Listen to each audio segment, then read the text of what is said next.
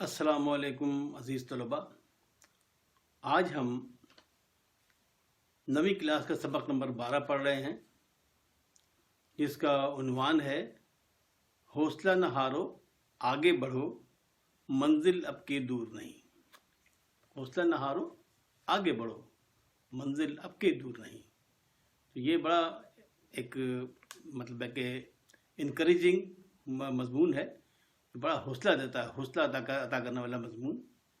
تو اس کو آپ پڑھیے، اس کو سنیے، اور اس میں جو پیغام ہے اس پہ عمل بھی کیجیے. تو یہ وقت کا تقاضا ہے ہماری قوم کو آگے بڑھانے کے لیے. یہ بہت عمدہ مضمون ہے. چلیے چلتے ہیں اسکرین کی جانب، تاکہ اسکرین پہ جا کے میں آپ کو یہ پورا مضمون پڑھ کے سنا سکوں، اور اس کی آج ہم مشق بھی کریں گے. تو چلتے ہیں اسکرین کی جانب.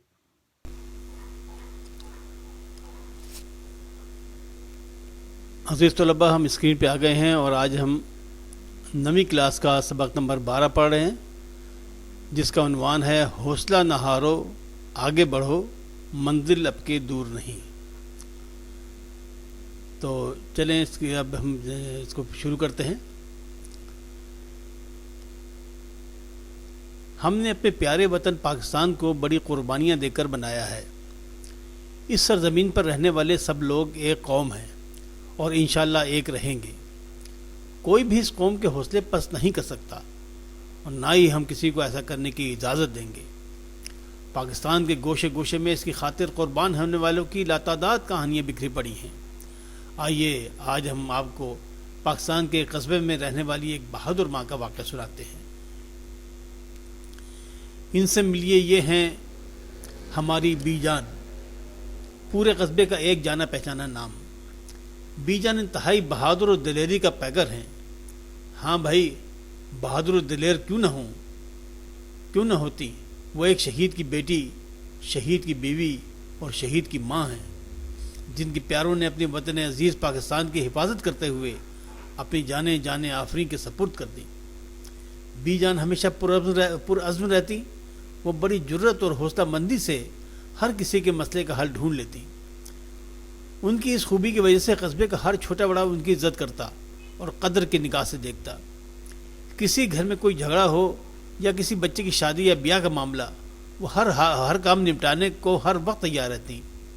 ہر کسی کی ضروریات کا خیال رکھنے کی کوشش کرتی، اور خاص طور پر یہ دھیان رکھتی کہ محلے میں کوئی بھوکا تو نہیں سویا. یہی نہیں بلکہ وہ ہر ایک کے دکھ سکھ میں بڑھ چڑھ کر شریک ہوتی. ایک دن وہ اپنے کمرے میں آرامدہ کرسی پر بیٹھی کسی کام میں مصروف تھی کہ اچانک ٹیلی ویژن پر آنے والی ایک خبر سے پریشان ہو گئیں. یہ ایک ایسا واقعہ تھا کہ کسی نے روئے زمین پر ایسا دردناک واقعہ نہ دیکھا ہوگا. اس خبر میں سانحہ پشاور دکھایا جا رہا تھا، جس میں دہشت گردوں نے 150 کے لگ بھگ معصوم طالب علم بچوں، اساتذہ اور گارڈز کو شہید کر دیا تھا. یہ خبر سن کر پاکستان کیا پوری دنیا کے لوگ تڑپ اٹھے، اور کوئی آنکھ ایسی نہ تھی جو اشکبار نہ ہوئی ہو. اس خبر میں شہید ہونے والے بچوں کی تصویریں دیکھ کر بی جان کے تمام دکھ پھر سے تازہ ہو گئے، اور شہید ہونے والے بچوں میں انہیں اپنا بچہ احمد ہی نظر آ رہا تھا. انہیں آج بھی وہ دن یاد تھا کہ کیسے انہوں نے اپنے چھوٹے سے بچوں کو دن رات کی مشقتیں جھیل کر پالا تھا، محض اس خواب کو آنکھوں میں لیے کہ ایک دن وہ بھی اپنے باپ اور نانا ابو کی طرح فوج میں جائے گا اور ملک عزیز کی خدمت کرے گا. آخر وہ دن آ ہی گیا، اور جب ان کا بیٹا احمد ایف اے کے بعد فوج میں بطور آفیسر منتخب کر لیا گیا، وہ اپنے بیٹے کے ساتھ مل کر مختلف تیاریوں میں مصروف تھی، کیونکہ صبح ان کے بیٹے احمد نے کاکول اکیڈمی ایبٹ آباد کے لیے روانہ ہونا تھا. اچانک احمد نے کہا، اماں جان، میری کچھ ضروری چیزیں رہ گئی ہیں جو میں ساتھ والی مارکیٹ سے لے آتا ہوں. ابھی اسے گئے تھوڑی دیر ہی ہوئی تھی کہ پورا قصبہ ایک زوردار دھماکے سے گونج اٹھا. پھر کیا تھا، ہر طرف افراتفری پھیل گئی. احمد نے اپنی ہر چیز وہیں چھوڑی اور بڑی بہادری اور حوصلہ مندی سے دوسروں کے ساتھ مل کر جلدی زخمیوں کو اٹھا کر ایمبولینس میں ڈالنے لگا. فارغ ہونے کے بعد ابھی احمد پلٹنے ہی لگا تھا کہ ایک عورت کے کراہنے کی آواز آئی. وہ اس آواز کے سمت بڑھا. جیسے ہی وہ اس عورت کو سہارا دے کر ایمبولینس میں ڈالنے لگا، ایک اور زوردار دھماکہ ہوا اور احمد بھی اس کی زد میں آ گیا۔ بی جان کو جب معلوم ہوا کہ ان کا بیٹا بڑی بہادری سے انسانی جانوں کو بچاتے ہوئے شہید ہوا ہے تو ان کا سر فخر سے بلند ہو گیا، مگر ممتا کو سکون نہ ملتا تھا۔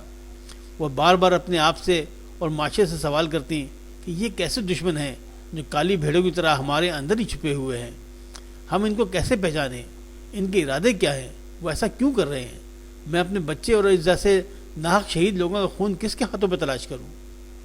آج سانحہ پشاور میں اسکول پر حملے کے بعد نہ صرف بی جان بلکہ سب پر عیاں ہو گیا کہ ان درندوں کو اصل مقصد کیا ہے اور وہ کیا چاہتے ہیں۔ اب وہ صرف یہ سوچ رہی تھی کہ وہ ان سے کیسے بدلہ لیں۔ ایسے میں ان کے کانوں میں ملی ترانے کی یہ آواز آئی، حوصلہ نہ ہارو آگے بڑھو، منزل لب کے دور نہیں۔ ساری رات اسی سوچ میں گزر گئی۔ صبح فجر کی نماز پڑھ کر آخر وہ ایک فیصلے پر پہنچی۔ بی جان نے سب سے پہلے قصبے کے تمام لوگوں کو ایک جگہ جمع ہونے کو کہا اور پھر آپس میں مشورے کے بعد بولی، اب وقت آ گیا ہے کہ ان افراد کی پہچان قوم کے ہر بچے، بوڑھے، عورت اور ہر جوان کو کرنا ہے جنہوں نے ملک کے امن و امان کو داؤ پر لگایا ہوا ہے۔ ہم اپنے وطن عزیز کے کسی فرد کو ان کا نشانہ نہیں بننے دیں گے۔ اگر آپ چاہتے ہیں کہ ہم سکون سے رہیں اور ہمارے بچے ان سفاک دہشت گردوں سے محفوظ رہیں تو اس کے لیے ضروری ہے کہ ہم چند چیزوں کو اپنی زندگی کا معمول بنا لیں، جس کی تیاری آپ سب کو میرے ساتھ مل کر کرنی ہے، اور اس قومی کام میں سب نے بڑھ چڑھ کے حصہ لینا ہے، اور ہر شخص کو دہشت گردی کے ناسور کو ختم کرنے میں اپنا اپنا کردار ادا کرنا ہوگا۔ جیسے کہ ہم جانتے ہیں، اسکول پر حملہ کر کے دہشت گردوں نے ثابت کر دیا ہے کہ یہ درندے ہمیں تعلیم سے دور رکھنا چاہتے ہیں، اور جہالت سے بڑی کوئی لعنت نہیں۔ ہم ان سے بدلہ لینے کے لیے صرف یہ کرنا ہے کہ اپنی قوم کو جہالت کے اندھیروں سے نکالنا ہے اور علم کی روشنی کو ملک کے کونے کونے میں پھیلانا ہے۔ علم کے راستے میں آنے والی ہر رکاوٹ کو دور کرنا ہے۔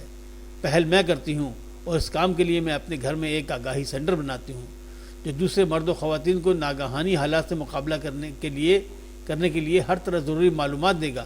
تاہم انفرادی طور پر ہم یہ کر سکتے ہیں کہ اپنے محلے، قصبے اور ٹاؤن کی سطح پر اپنی مدد آپ کے تحت اسکولوں کی تعمیر و مرمت کا کام کرنے کی کوشش کریں۔ جن اسکولوں میں مناسب چار دیواری نہیں، اسے بنانے کی کوشش کریں۔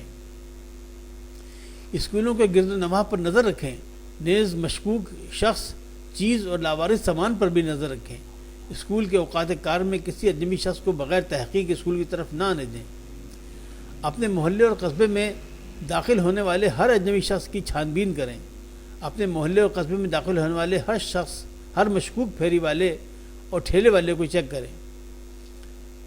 ایمرجنسی سے نمٹنے کے لیے کن اہم فون نمبرز پر رابطہ کرنا ہے، اس کو بورڈ تقریباً ہر محلے میں نمایاں جگہ پر لگائیں۔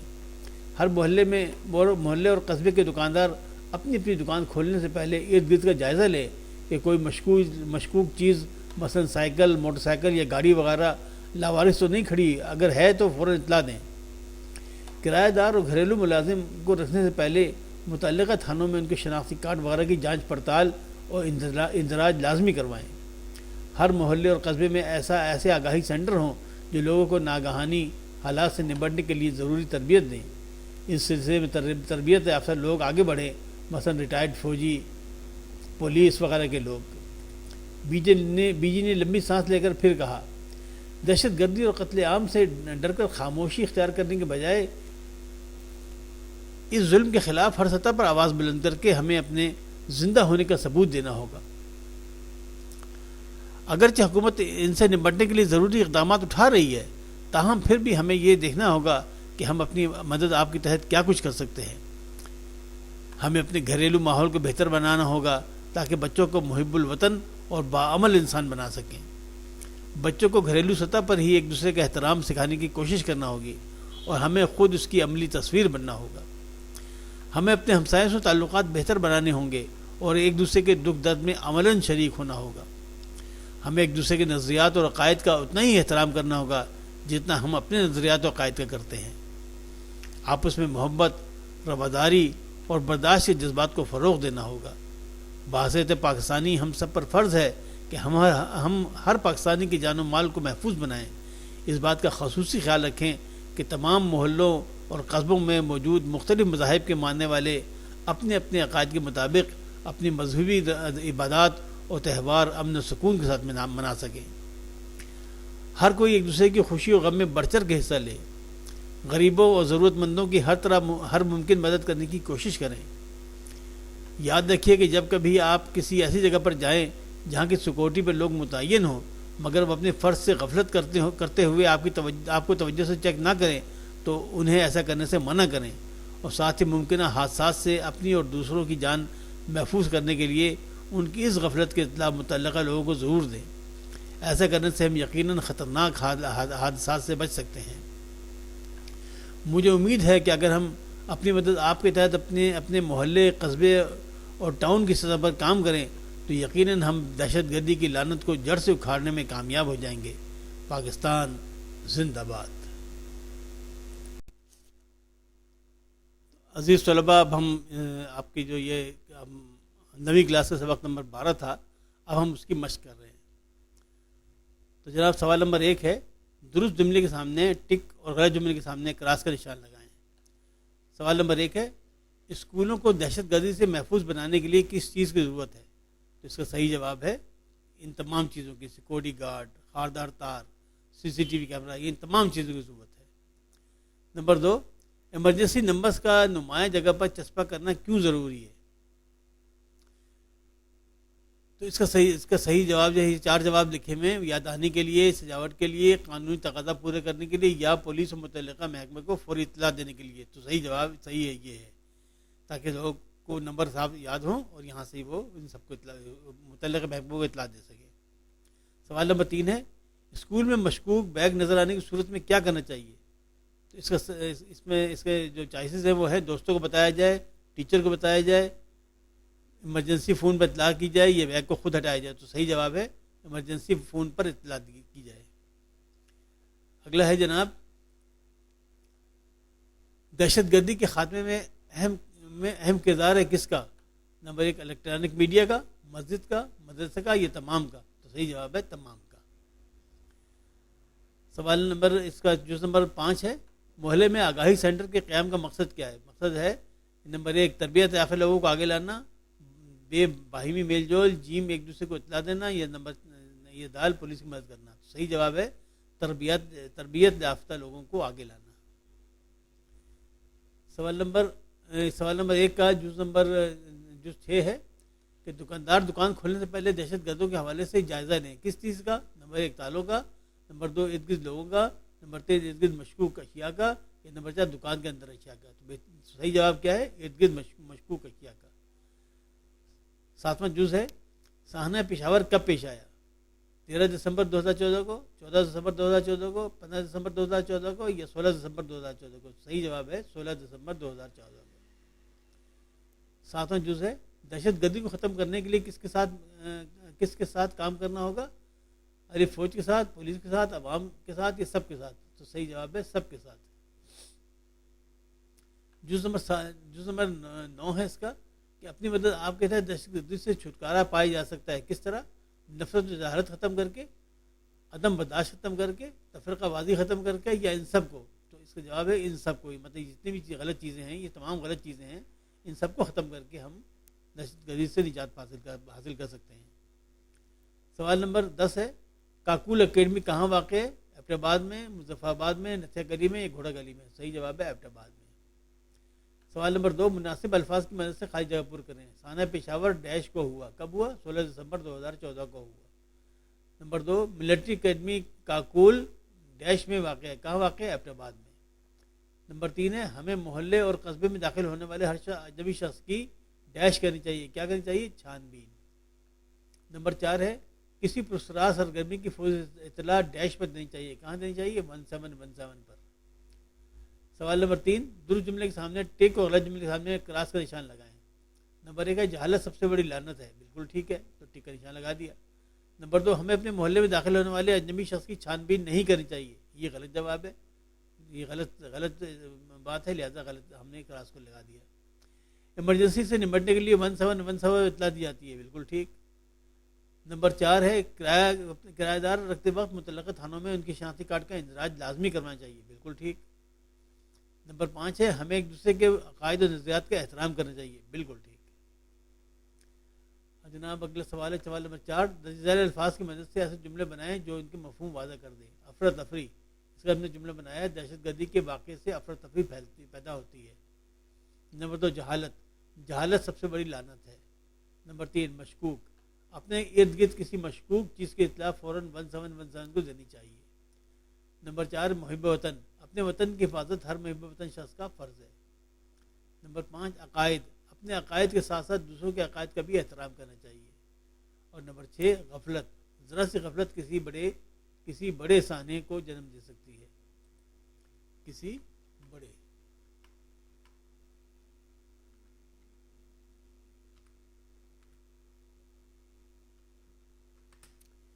بڑے سانحے کو جنم دے سکتی ہے۔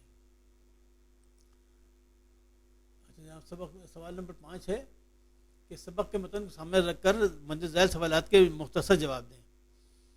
نمبر 1 ہے، آپ اپنے اسکول میں دہشت گردی کی روک تھام کے لیے کیا کر سکتے ہیں؟ تو جواب ہے کہ اپنے اسکول کے گردنواح کے علاوہ کسی بھی مشکوک سامان، گاڑی، موٹر سائیکل یا بیگ پر نگاہ رکھنی چاہیے اور بغیر تحقیق کسی بھی اجنبی کو اسکول میں داخل نہ ہونے دینا چاہیے۔ نمبر 2 ہے، ایک دکاندار اپنے علاقے میں کس طرح دہشت گردی کی روک تھام میں معاونت کر سکتا ہے؟ جواب ہے اس کا کہ دکاندار دکان کھولنے سے پہلے یہ یقین کر لینا چاہیے کہ آس پاس کوئی بھی مشکوک چیز موجود نہ ہو، اور اگر کوئی شے نظر آئے تو فوراً متعلقہ محکمے کو اطلاع کرنی چاہیے۔ نمبر 3 ہے، لوگوں کو دہشت گردی سے نمٹنے کے لیے اپنی مدد آپ کے تحت کیا کرنا چاہیے؟ اس کا جواب ہے اپنے علاقے میں آگاہی سینٹر قائم کرنے چاہیے اور ریٹائرڈ فوجی اور پولیس اہلکار اہل علاقوں کو تربیت فراہم کریں۔ نمبر 4 ہے، دہشت گردی کو روکنے کے لیے کرایہ داروں کے لیے ضروری معیار مختصراً بیان کریں۔ جواب یہ ہے کہ کرایہ دار کی شناختی کارڈ اور دیگر قوائف کی تصدیق اور اندراج متعلقہ تھانے سے کرانا چاہیے۔ نمبر 5 ہے، محلے میں دہشت گردی کے حوالے سے آگاہی سینٹر کے قیام کے کیا مقاصد ہو سکتے ہیں؟ جواب ہے کہ آگاہی سینٹر کا مقصد لوگوں کو ضروری تربیت فراہم کرنا ہے اور اہل علاقوں کو حفاظت سے متعلق دیگر ضروری معلومات فراہم کرنا ہے۔ اب اس کے بعد ایک نظم ہے جو امجد صاحب امجد کی لکھی ہوئی ہے، یہ بڑی زبردست جذباتی نظم ہے۔ شہدائے پشاور، جب پشاور میں آرمی پبلک اسکول پہ جو حملہ ہوا تھا، اس میں جو لوگ شہید ہوئے تھے، تو یہ ان کی یاد میں لکھی نظم ہے۔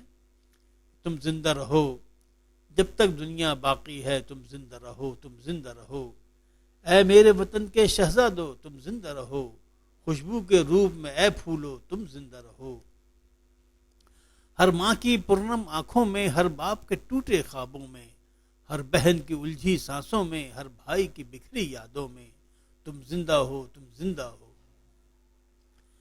ہم تم کو بھول نہیں سکتے، یہ یاد ہی اب تو جیون ہے، ہر دل میں تمہاری خوشبو ہے، ہر آنکھ تمہارا مسکن ہے، تم زندہ ہو، تم زندہ ہو، جن کو بھی شہادت مل جائے وہ لوگ امر ہو جاتے ہیں، یادوں کی چمن میں کھلتے ہیں، خوشبو کا سفر ہو جاتے ہیں، تم بجھتے نہیں ہو، روشن ہو، ہر دل کی تم ہی دھڑکن ہو، جن کو بھی شہادت مل جائے وہ لوگ امر ہو جاتے ہیں، یادوں کے چمن میں کھلتے ہیں، خوشبو کا سفر ہو جاتے ہیں، تم بجھے نہیں ہو، روشن ہو، ہر دل کی تم ہی دھڑکن ہو، تم زندہ ہو، تم زندہ ہو، کل تک تھے اپنے گھر کے باسی تم، اب ہر گھر میں بستے ہو، تم زندہ ہو، اے میرے وطن کے شہزادو تم زندہ ہو، خوشبو کے روپ میں اے پھولو تم زندہ ہو، جب تک دنیا باقی ہے تم زندہ ہو، تم زندہ ہو۔ تو یہ خوبصورت نظم اس کی تناظر میں تھی، تو یقیناً آپ کو پسند آئی ہوگی۔ کلاس نمبر 9 کا نویں کلاس کا 12واں سبق آج یہاں ختم ہو گیا۔ آج ہم اس کی مشق بھی کر لی ہے۔ اب انشاءاللہ اگلا سبق اب ہم حصہ نظم شروع ہو رہا ہے، تو پہلے نظمیں ہوں گی، اس کے بعد غزلوں کا نمبر آئے گا۔